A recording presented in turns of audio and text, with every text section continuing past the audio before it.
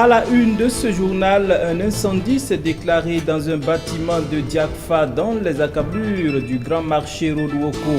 Et puis dans cette édition, les échos du 26e Festival panafricain du cinéma et de la télévision de Ouagadougou. Dames et messieurs, bonsoir et merci d'être des nôtres sur la télévision de la famille.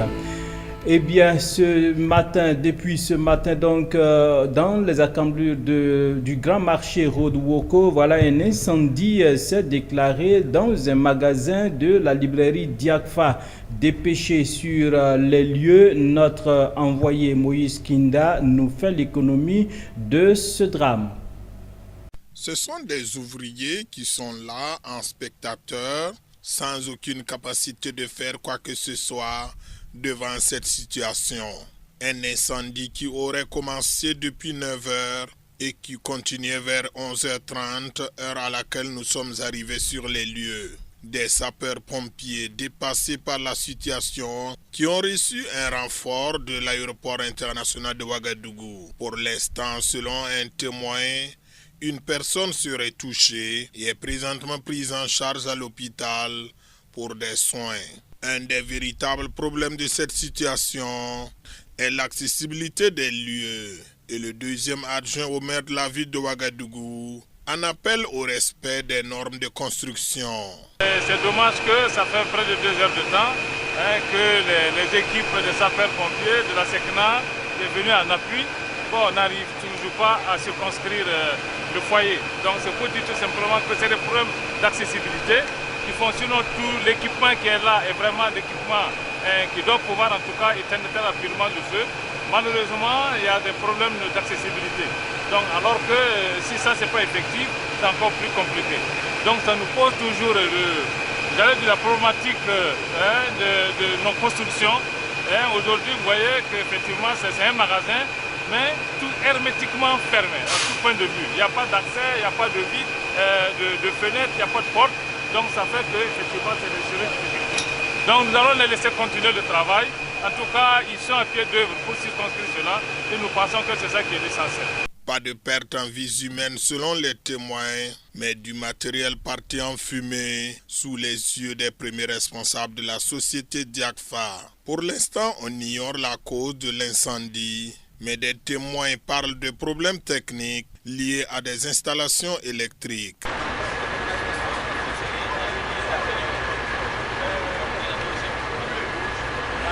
Le marché du film est au cœur du festival panafricain de la télévision et du cinéma de Ouagadougou et nous sommes en plein dans le FESPACO. Producteurs, distributeurs, diffuseurs et porteurs de projets sont à ce grand rendez-vous. Notre équipe a sillonné les artères du MICA et voici le point.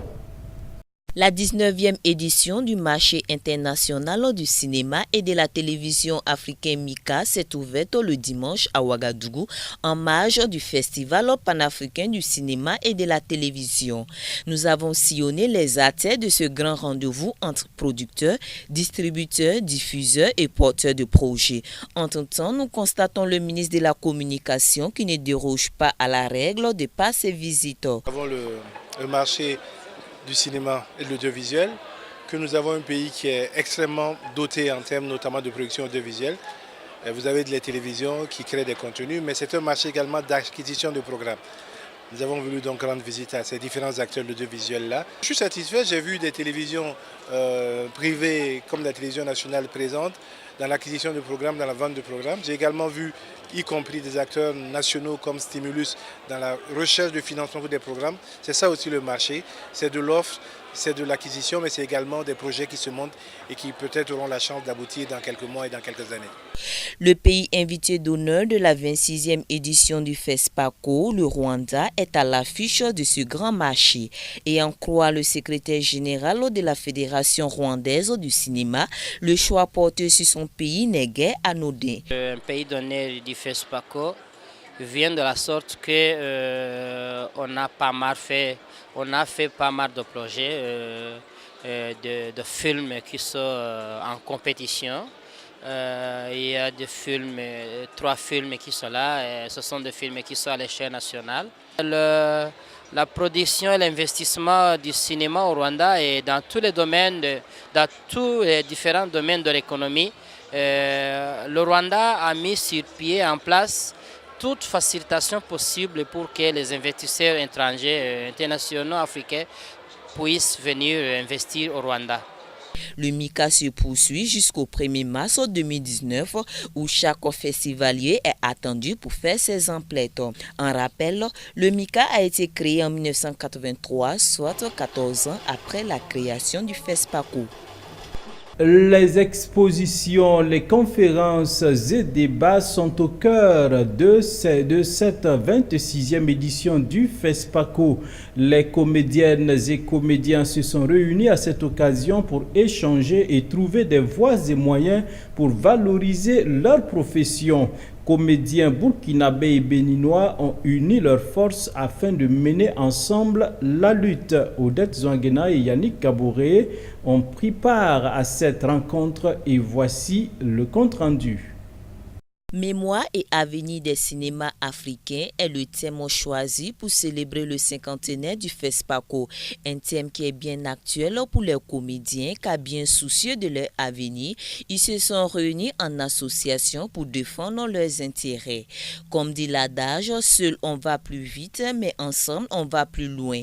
Les comédiens burkinabés l'ont bien compris, c'est pourquoi les comédiens et comédiennes du Burkina Faso ont décidé d'unir leurs forces avec celle du Bénin par la conclusion d'un protocole d'accord. Vous verrez que sur la banderole, on a mis le comédien au cœur du FESPACO. C'est pas anodin, on aurait pu mettre le comédien au cœur du cinéma. C'est vraiment le cœur du cinéma, mais là on a voulu partir du FESPACO pour créer notre noyau solide à nous les comédiens, voir ensemble maintenant, à chaque fois qu'il y aura au moins un festival quelque part, que des comédiens puissent être représentés, que des comédiens soient tout le temps dans les différents festivals de cinéma en Afrique.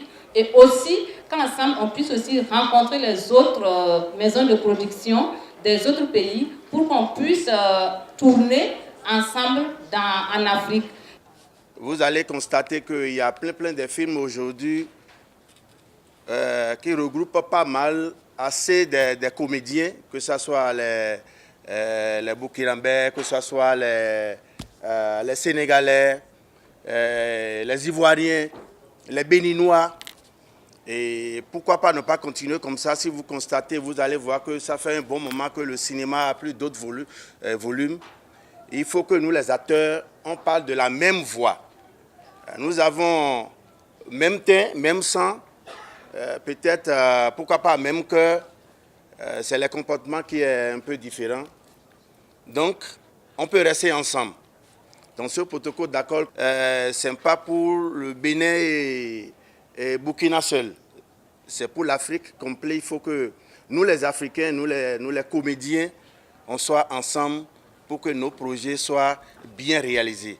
Le tournage d'une série à l'image de Taxi Brousse entre les comédiens des deux pays est par ailleurs prévu à cet effet par une maison de production béninoise. Par ce acte, comédiens burkinabés et béninois ne veulent plus se laisser pour compte et espèrent de ce fait sur le soutien des autorités des deux États. Cette rencontre est aussi un cadre de réflexion entre comédiens africains pour envisager la création d'un réseau africain d'acteurs, toute chose qui devait faciliter la mobilité des comédiens tant en Afrique qu'en diaspora. En marge du FESPACO, quelle peut être la place de l'Évangile dans la production cinématographique? Le pasteur Pitrapa Étienne, président de l'Église de la vie profonde et fondateur de l'ONG de Zinog, présent au MICA, s'est prêté à notre micro sur le sujet. Eh bien, c'est au micro de Odette Zouanguena et Yannick Kaboré. Le cinéma, c'est certainement un moyen pour faire passer des informations, passer des messages. Généralement, l'Église se met en marge alors que c'est important que nous utilisions ces nouveaux moyens pour parler aux jeunes. Aujourd'hui, vous arrêtez pour prêcher un message de 1h30 à la jeunesse, elle n'a pas le temps d'écouter. Mais si vous combinez technique et message, vous avez des vidéos, vous avez des images et alors ça accroche et la vérité passe par là. Donc nous disons que le cinéma aujourd'hui peut être utilisé comme un moyen d'évangélisation et nous avons la possibilité de transformer toute cette technologie pour que la mission pour laquelle nous sommes envoyés dans le monde soit accomplie à cette heure. Il ne faut pas qu'on se leurre.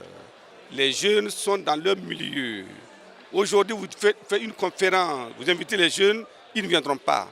Faites une campagne d'évangélisation pour les inviter, ils ne viendront pas. Il faut aller les trouver là où ils sont afin que le message les atteigne. Voilà un peu ma position par rapport au cinéma et à tout ce qui est œuvres cinématographiques, les vidéos et tout ça. Tout autre chose à présent, et disons qu'au quartier général du chef de file de l'opposition, l'on a tenu le pari du point de presse hebdomadaire.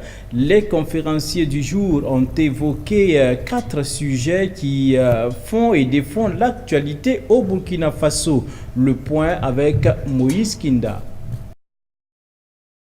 La crise sécuritaire au Burkina Faso, la fermeture de 1135 écoles due à la situation sécuritaire, l'interview accordée par le président du Faso pendant son séjour en Allemagne et le cinquantenaire du FESPACO sont les sujets abordés par les conférenciers du jour. Sur le premier sujet, l'opposition salue la bravoure, le patriotisme et la combativité des FDS, notamment sur leurs dernières opérations dans la région de l'Est du Burkina.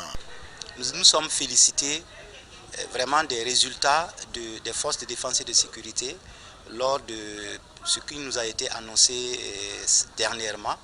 Je pense que ces victoires, même si elle est ponctuelle, localisée, permet de redonner espoir à la population. Parce que, voilà, nous étions dans une situation plus ou moins, on ne savait plus à quoi se fier. Donc voilà, ces victoires viennent montrer que les forces de défense et de sécurité travaillent et il y a vraiment besoin, il y a espoir que nous allons surmonter toutes les difficultés. Donc nous félicitons les forces de défense et de sécurité là-dessus et nous encourageons toute la population burkinabé à collaborer donc avec ces forces-là pour véritablement d'autres victoires qui vont certainement venir. Sur la question des écoles fermées, l'opposition salue les nouvelles mesures qui sont annoncées pour la réouverture de ces écoles. Nous nous sommes réjouis de l'annonce qu'il y a une stratégie pour ouvrir les écoles, mais de manière concertée avec les forces vives. Tout simplement parce que c'est une proposition que l'opposition avait faite le 22 lors de sa conférence de presse du 22 janvier dernier. Bon, comme cela a été repris au niveau du ministère et que on attend bien sûr que ça soit matérialisé, mais nous nous félicitons qu'on puisse trouver localement, en associant l'ensemble des forces vives, pour trouver des solutions à la réouverture, en tout cas des écoles, suivant les localités. On n'a pas besoin d'attendre une mesure générale parce qu'on ne peut pas, le Burkina doit rester le Burkina, les gens ne peuvent pas se déplacer, on ne va pas créer d'autres écoles dans d'autres régions pour héberger les écoles, enfin, les élèves et les enseignants. Donc il faut trouver vraiment des solutions qui permettent aux populations de rester donc dans leur localité, chacun en s'adaptant à la nouvelle situation. À la faveur de sa visite qu'il a effectuée en Allemagne, le président du Faso a accordé une interview aux médias dans laquelle il a révélé des liens entre l'ex-président Blaise Compaoré et des groupes terroristes. Pour nous, opposition politique, nous pensons que la question de la réconciliation nationale ne peut pas être liée au second plan. Même si la déclaration du président du Faso, dans son interview, semble être aux antipodes de ce que le Premier ministre a eu également avancé lors de sa déclaration de politique générale sur le point précis de la réconciliation nationale. Pour nous, opposition politique, nous croyons toujours à cette réconciliation nationale et nous pensons qu'il est extrêmement important de pouvoir effectivement permettre au pays d'avancer dans ce sens. Mais il est également important de préciser que la question de la réconciliation nationale ne tourne pas ou ne doit pas tourner autour de la personne ou de la personnalité du président Blaise Compaoré. C'est une question éminemment nationale qui dépasse les questions individuelles.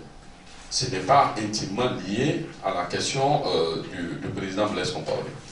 Car cela ne tienne, l'opposition politique estime également que le Burkina Faso doit avancer sur la logique de fonctionnement de ces institutions. Et il sera extrêmement difficile qu'un certain nombre de citoyens passent le temps à pointer du doigt d'autres citoyens en voulant estimer à tout moment que c'est eux qui ont fait ceci, cela. Par contre, ceux qui pointent du doigt estiment qu'ils n'ont pratiquement rien à se reprocher. C'est assez difficile. Sur le FESPACO, l'opposition rend hommage à toutes les personnalités qui ont travaillé depuis 1969 à nos jours et interpelle l'État burkinabé à une meilleure organisation de ce grand événement panafricain du cinéma qui se tient tous les 2 ans à Ouagadougou. Dernier élément de cette édition et nous parlons faune. Lancé en décembre 2018, ce n'est qu'en janvier 2019 qu'elle prend forme. La campagne d'exploitation faunique 2019, puisque c'est d'elle qu'il s'agit, sera une occasion pour la Direction générale des eaux et forêts en partenariat avec l'ONG Conservation Justice de faire connaître encore la loi d'exploitation faunique. D'ailleurs, cette loi a été enfreinte par 2 braconniers en décembre dernier. Suivez ce reportage. 2 peaux de lion et 3 peaux de panthère, ce fut le butin saisi le 17 décembre 2018 par la Direction générale des eaux et forêts en collaboration avec l'ONG Conservation Justice de la main de 2 braconniers qui tentaient de les écouler. Présenté à la procureure du Faso, le sort de ces 2 malfrats serait désormais entre les mains du parquet de Fadagouma, région dans laquelle le délit a été commis. Conjointement entre l'ONG et nous, qui a abouti effectivement à l'arrestation de 2 individus qui détenaient des peaux d'animaux intégralement et partiellement protégés. Il s'agissait des peaux de lion et des peaux de panthère. Le lion étant un animal partiellement protégé et la panthère maintenant qui est un animal intégralement protégé. Alors ces 2 individus ont été présentés au procureur du Faso, qui, après avoir fini la procédure au niveau de Ouagadougou, ont été transférés au niveau du parquet de Fada pour poursuivre effectivement les investigations, pour savoir effectivement l'origine et puis pouvoir essayer de remonter la filière pour avoir effectivement non seulement les différents commanditaires et tous les complices qui sont impliqués dans cette activité de braconnage. Un forfait commis pendant que la Direction générale des eaux et forêts s'activait à lancer la campagne d'exploitation faunique 2019 couramment appelée saison de la chasse. Il faut souligner que pour cette année, c'est une campagne aux gros enjeux vu la situation sécuritaire du pays quand on sait que la majeure partie de cette campagne faunique se déroule dans la région de l'Est qui occupe 70% de la faune du pays. Nous avons beaucoup hésité s'il fallait ouvrir effectivement la campagne d'exploitation faunique ou non, dans la mesure où nous sommes toujours dans un contexte sécuritaire vraiment difficile et dont la majeure partie des activités d'exploitation de la faune se déroule essentiellement dans la région de l'Est. Et comme vous le savez, la région de l'Est, c'est la région où, effectivement, nous avons plus de 70% de la faune du Burkina. Donc, pour cette année, il s'agissait de la valorisation de la faune dans un contexte sécuritaire. Accompagnée dans ses actions par l'ONG Conservation Justice, la Direction générale des eaux et forêts mettra l'accent au cours de cette campagne 2019 sur la loi d'exploitation faunique plus ou moins méconnue du grand public. Des campagnes de sensibilisation seront donc organisées à cet effet. C'est ici qu'on se dit au revoir et on se souhaite une excellente soirée en compagnie des programmes de la télévision de la famille. Rendez-vous demain pour d'autres actualités et bonne fête du cinéma et de la télévision de Ouagadougou. Bonsoir chez vous.